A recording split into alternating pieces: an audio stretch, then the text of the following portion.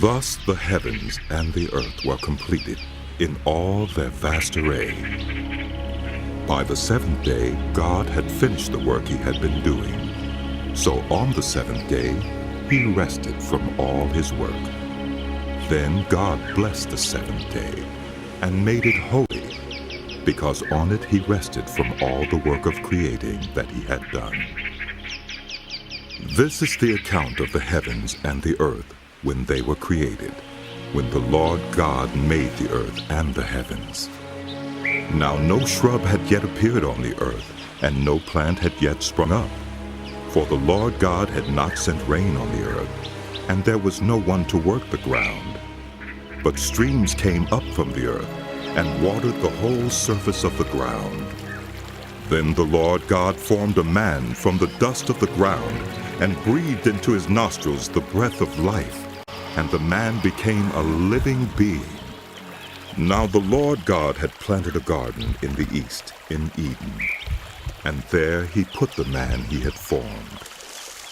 The Lord God made all kinds of trees grow out of the ground, trees that were pleasing to the eye and good for food. In the middle of the garden were the tree of life and the tree of the knowledge of good and evil.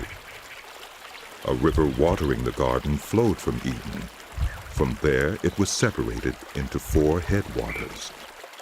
The name of the first is the Pishon. It winds through the entire land of Havilah, where there is gold. The gold of that land is good. Aromatic resin and onyx are also there. The name of the second river is the Gihon. It winds through the entire land of Cush. The name of the third river is the Tigris. It runs along the east side of Asher. And the fourth river is the Euphrates. The Lord God took the man and put him in the Garden of Eden, to work it and take care of it. And the Lord God commanded the man, "You are free to eat from any tree in the garden, but you must not eat from the tree of the knowledge of good and evil, for when you eat of it, you will certainly die." The Lord God said, It is not good for the man to be alone. I will make a helper suitable for him. Now the Lord God had formed out of the ground all the wild animals and all the birds in the sky. He brought them to the man to see what he would name them. And whatever the man called each living creature, that was its name. So the man gave names to all the livestock, the birds in the sky, and all the wild animals. But for Adam no suitable helper was found.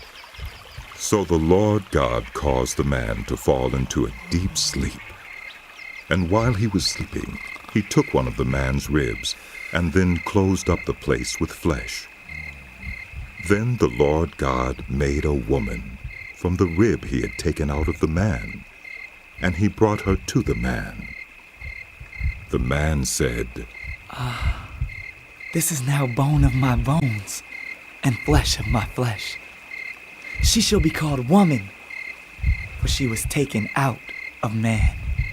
For this reason a man will leave his father and mother and be united to his wife, and they will become one flesh. One flesh. The man and his wife were both naked, and they felt no shame.